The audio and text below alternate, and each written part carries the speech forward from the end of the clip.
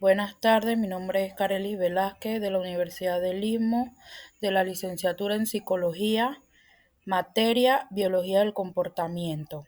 Mis compañeras Yurieli Quintero y María Núñez le vamos a exponer de la genética en la evolución y el comportamiento humano.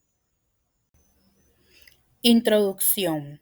La teoría de la evolución propuesta por Charles Darwin sostiene que las especies cambian a lo largo del tiempo mediante un proceso de selección natural en el cual los rasgos que favorecen la supervivencia y la reproducción se heredan y se vuelven más comunes en la población.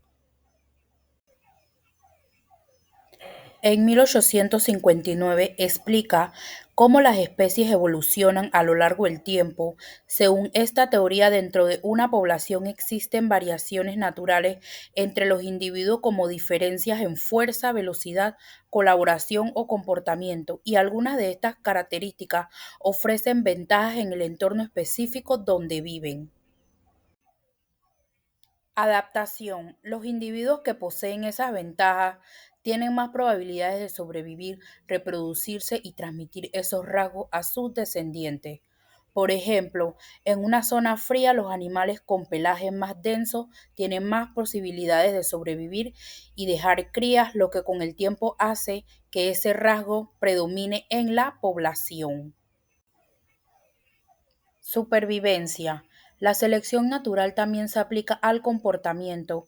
Rasgos conductuales como la agresividad para defender recursos, la cooperación en grupo o la tendencia a cuidar a las crías han podido evolucionar porque aumentaban las probabilidades de supervivencia y éxito reproductivo. Selección natural. En este sentido, la selección natural es clave para entender no solo la evolución física, sino también los orígenes biológicos de muchas conductas humanas y animales. Las leyes de la herencia de Mendel. Gregor Mendel fue un monje austriaco del siglo XIX que describió las leyes básicas de la herencia a través de experimentos con plantas de guisantes. En estos experimentos, él descubrió cómo se transmiten los rasgos de una generación a otra, sentando las bases al estudio de la biología. Primera ley de Mendel.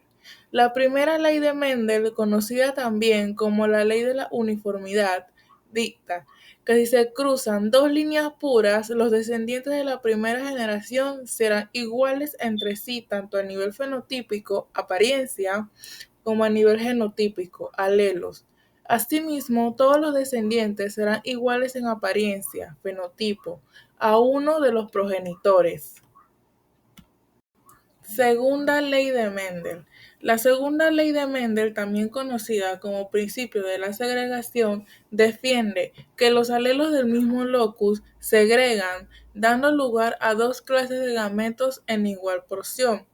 Mitad de los gametos con el alelo dominante y mitad con el alelo recesivo.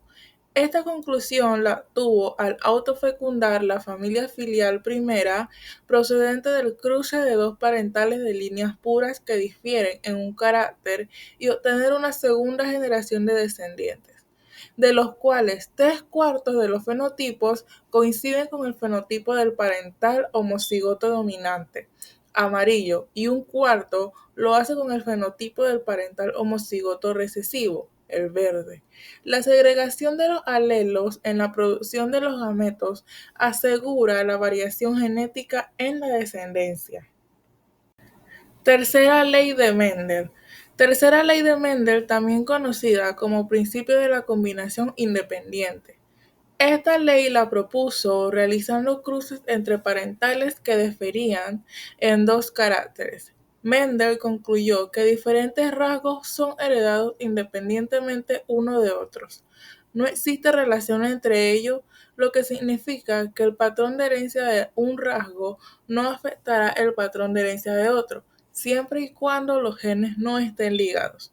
Para comprobar el principio de la segregación, realizó retrocruzamientos o cruzamientos de prueba. Esto consiste en cruzar los heterocigotos de la familia filial primera con el parental recesivo.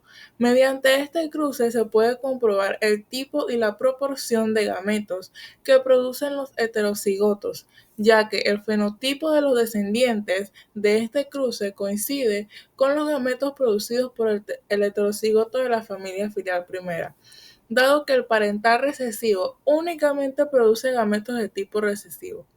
En esta diapositiva visualizamos esta ley cruzando plantas que difieren en el color, amarillo y verde, y la forma de guisantes, liso y rugoso. El dogma central de la biología explica cómo la información genética que está en nuestras células se convierte en algo útil para el cuerpo. Todo comienza con el ADN, que es como una gran biblioteca llena de recetas llamadas genes. Cada gen guarda las instrucciones para fabricar una proteína específica. Cuando la célula necesita una proteína, primero hace una copia del gen en forma de ARN mensajero. Esto se llama transcripción. El ARN funciona como una nota que lleva la información desde el núcleo hasta el lugar donde se fabrican las proteínas, los ribosomas. Después, los ribosomas leen esa nota y construyen la proteína juntando aminoácidos, como si siguieran una receta paso a paso. A este proceso se le llama traducción. Las proteínas son muy importantes porque son las que dan forma, función y control a nuestro cuerpo, desde el color de ojos, el tipo de cabello, hasta cómo funcionan nuestras neuronas y hormonas. Es decir, lo que heredamos de nuestros padres no es directamente los rasgos, sino las instrucciones, genes, para fabricar las proteínas que lo crean. Además, aunque el ADN determina muchas características, el ambiente también influye en cómo se activan o silencian ciertos genes, modificando cómo se expresan algunos rasgos.